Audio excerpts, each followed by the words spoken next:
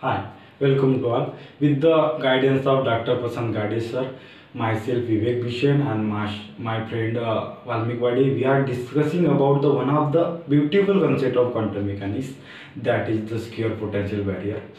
What is the square potential barrier? It is nothing but just a phenomenon of quantum mechanics that is based on the tunneling effect. How the particle are tunneled by crossing the potential barrier.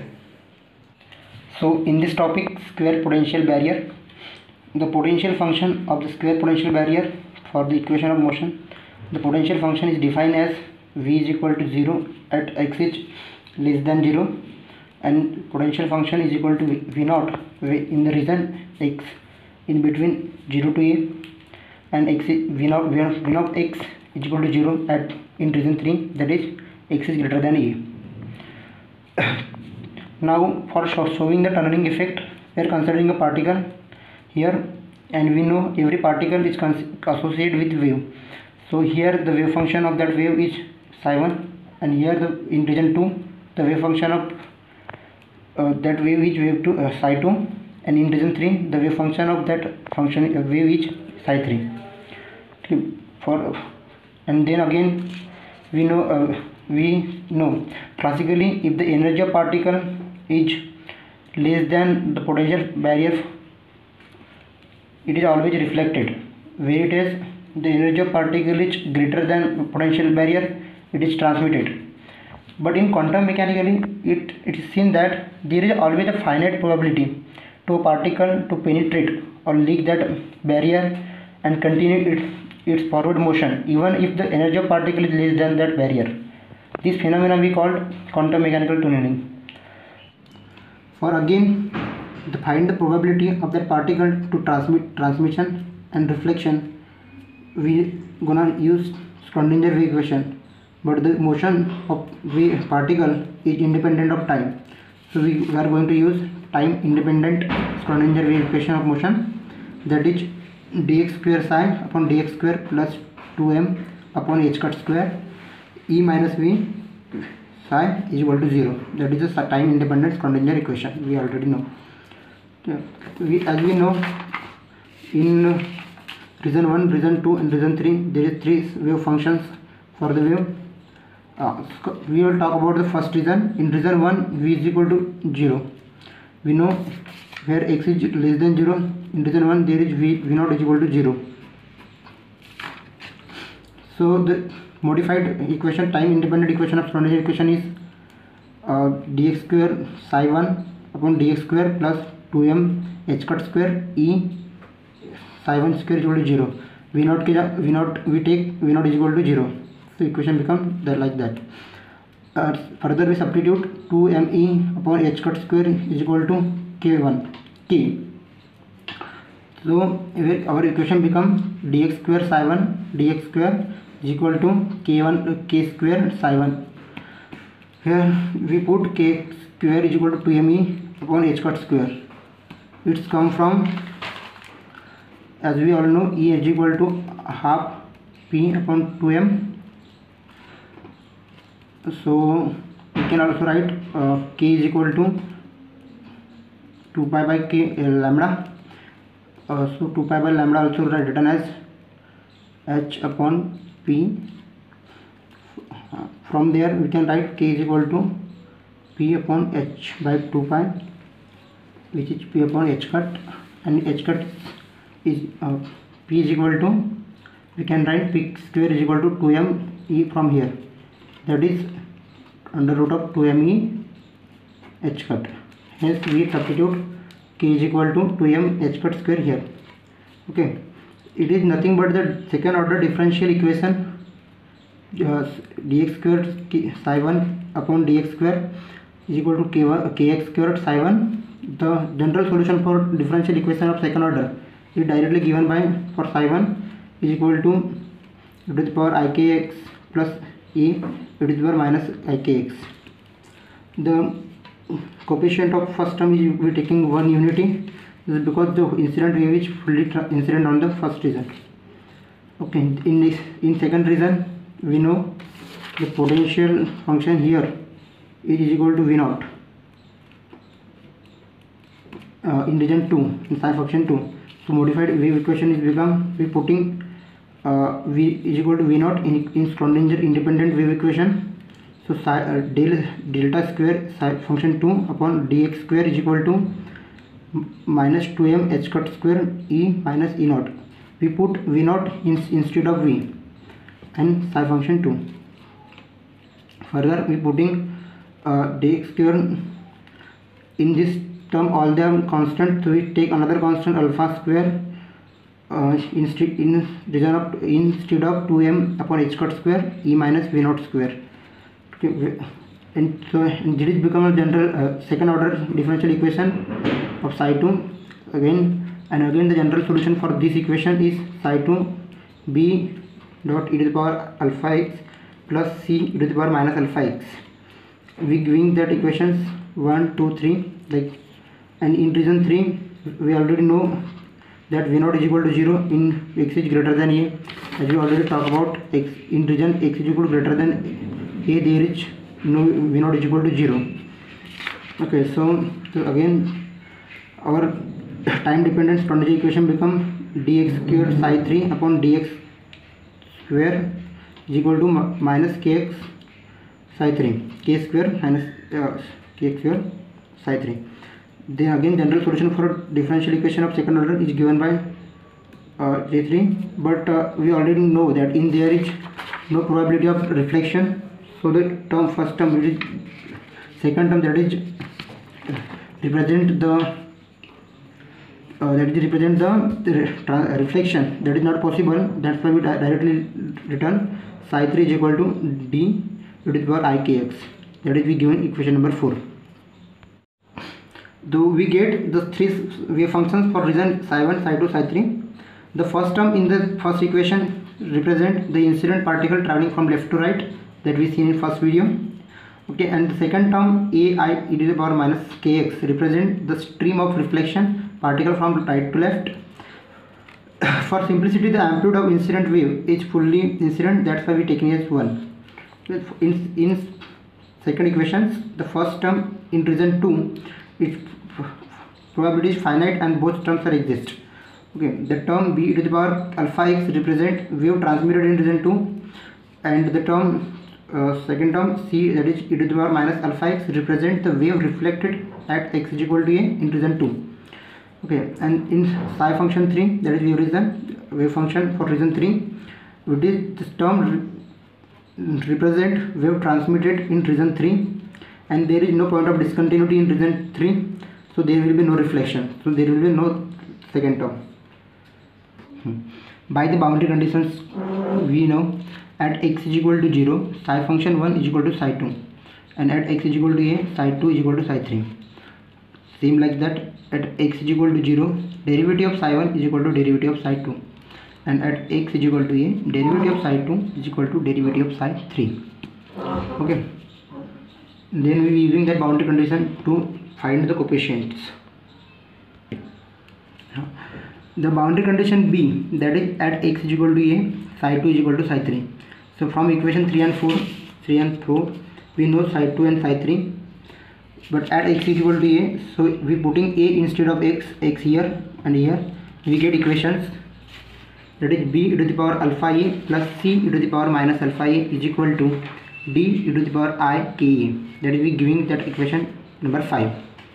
Then again we using boundary condition 4, and that is d at x is equal to a, in equations psi 1 and psi 2, we get derivative of that term, that is alpha b e to the power a alpha a minus alpha c e to the power minus alpha a equal to I k d e to the power I k a. We giving that equation number 6. Then multiply equation number 5 by alpha that it will become alpha b e to the power alpha a plus c alpha e to the power minus alpha a is equal to alpha d e to the power I k a. We giving that equation number 7. Adding equation number 6 and 7, we get 2 alpha b e to the power alpha a is equal to I k plus alpha d e to the power minus e to the power I k a. Again 2 2 alpha b e to the power alpha a minus I k a d is equal to d I k plus alpha. That term e to the power I k a we going to take here and it will become minus. Okay. So the value of b is written as we taking that 2 alpha this side and only just taking the value of b, which is equal to d by 2 alpha upon I k plus alpha into e to the power I k a minus alpha a, giving that equation number 8. Similarly, same as after solving this plus minus, we get the value of c, that is d upon 2 alpha minus I k into e to the power I k a plus alpha a, which is giving the equation number 9. That is x is equal to 0. When we put x is equal to 0, we get psi 1 is equal to psi 2. ठीक है. So 1 plus a is equal to b plus c we get after taking the boundary condition. Now differential equation 2 and 3, we get psi 1. After differentiating the psi 1 equations, we get the term ik to the power ikx plus minus ika into e to the power minus ikx, and again we differentiate the psi 2, we get psi 2 dash is equal to b alpha e to the power alpha x plus minus alpha c into c to the power minus alpha x. Applying the boundary conditions c, that is at x is equal to 0, psi 2 is equal, psi 1 is equal to psi 2. Okay, so we get ik minus aik is equal to alpha b minus alpha c. That is the important equation. We giving is equation number 11. Now differentiating equation number 4, that is equation of psi 3, we get psi 3 dash is equal to ik d e to the power ikx. Applying the boundary condition 4, that is at x is equal to a, psi 2 is equal to psi 3, psi 2 dash is equal to psi 3 dash. Okay. Then we get alpha b minus e to the power alpha a minus alpha c e to the power minus alpha a equal to ik de e to the power ika. That is we given equation number 12. Applying boundary condition second, we get psi 2 is equal to psi 3, and after that we get b e to the power alpha a plus c e to the power minus alpha a is equal to d e to the power I k a, giving that equation number 13. Then again solve for this coefficient of b and c in terms of d. We are going to multiply equation number 10 by alpha and adding to equation number 11. That is equation number 10, 1 plus a is equal to b plus c, that multiply by alpha, that is alpha plus alpha is equal to alpha c plus alpha c, that we get all here, and adding equation number 11, that is we are solving this. So after adding these two equations, we get ik plus alpha minus ik into a is equal to twice alpha b. So from that equation we can evaluate a, which is equal to 2 alpha b minus ik plus alpha divided by alpha minus ik. Then again we substitute the value of b here and taking that alpha ik commonly to both sides, we get e to the a is equal to d into alpha plus ik bracket into e to the power ika minus alpha a divided by alpha minus ik minus ik plus alpha divided by alpha minus ik, and giving that equation number 14. Value of b we are substituting here. From equation 10 again we can write 1 plus a is equal to b plus c, that a going that side, so 1 is equal to b plus c minus a. Again we rearrange that equation and substituting the value of b plus c and minus a from equation 8, 9 and 10, 14. We substituting the value of b here from equation number 8. We are already doing the value of equation number 8 b and equation number 9 c and equation number 14 a. Substituting here is equal to 1.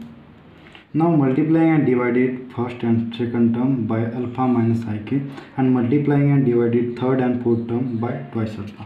Now we get the equation by multiplying the first term by alpha plus ik and alpha plus ik into alpha minus ik by alpha minus ik into e to the power ika minus alpha a plus d by twice alpha minus ik whole square by alpha minus ik into e to the power ika plus alpha a minus d by alpha minus ik twice alpha by twice alpha and into alpha plus ik into e to the power ika minus alpha a is equal to 1 minus ik plus alpha into twice alpha divided by alpha minus ik into twice alpha. Now by equating the denominator we get the alpha minus ik into twice alpha by alpha minus ik into twice alpha minus of ik plus alpha into twice alpha divided by alpha minus ik into twice alpha. Now further cancelling the denominator from the cancelling the denominator from both sides we get the equation d into alpha plus ik into alpha minus ik into e to the power ika minus alpha a plus d into alpha minus ik whole square into e to the power ika plus alpha a minus of d into twice alpha plus ik into e to the power ika minus alpha equal to twice alpha square minus twice alpha ik minus twice I alpha k minus twice alpha square by both are same term same and negative sign we can delete. Now the d in the equation we get d into alpha square plus k square minus twice alpha square minus twice alpha ik into e to the power ika minus alpha a plus d into alpha square minus twice alpha ik minus k square into e to the power ika plus alpha a equal to minus of 4 ik. Now again we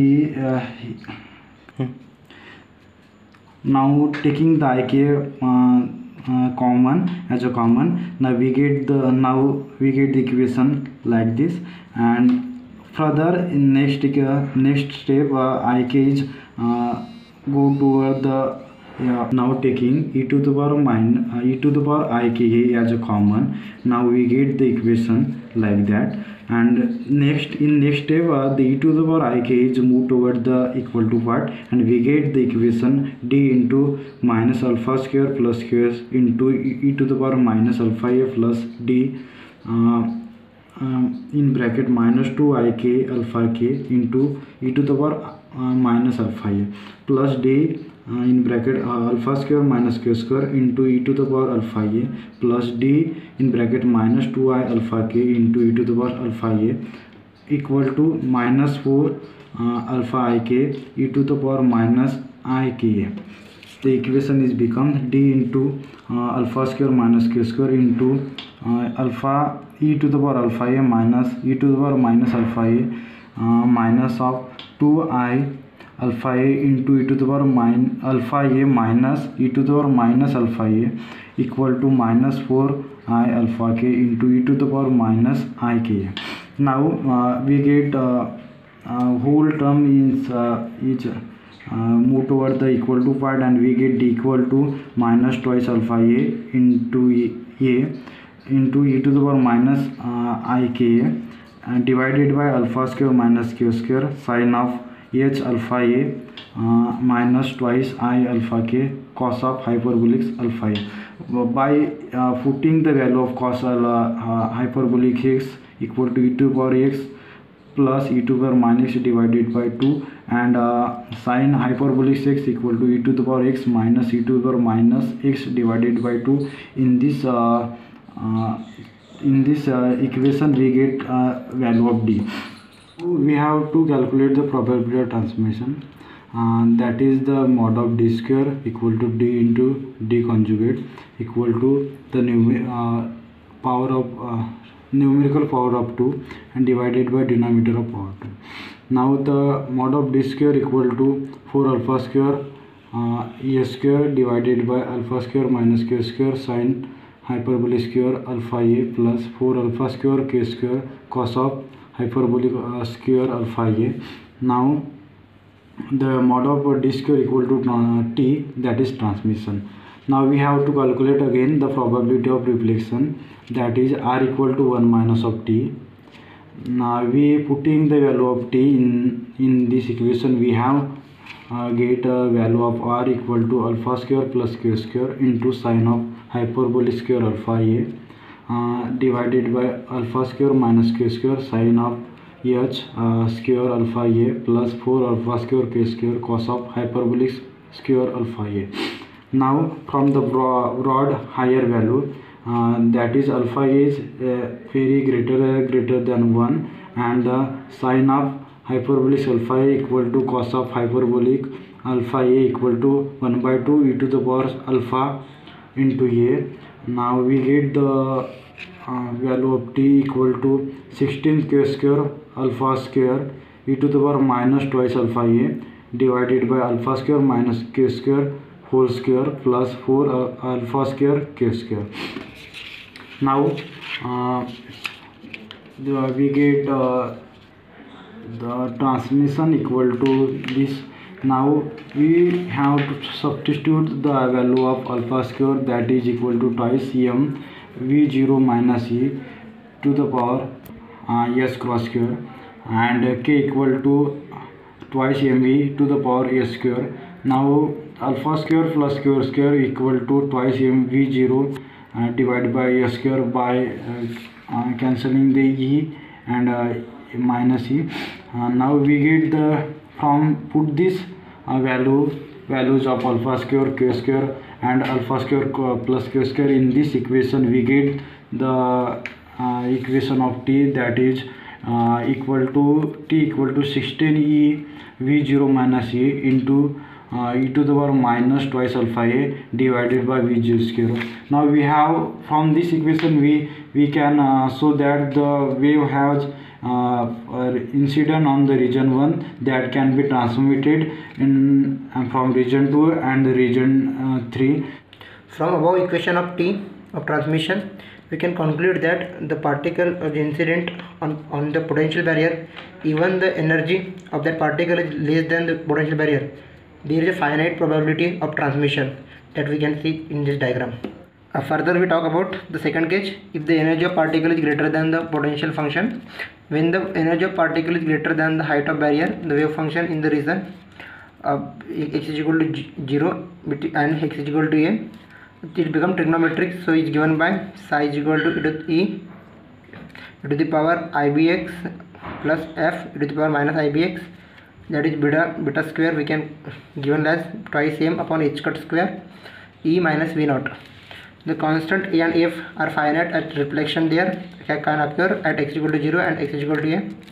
We can see that if the energy of particle is greater than potential barrier, is totally transmitted through the three regions, that is given by from this diagram.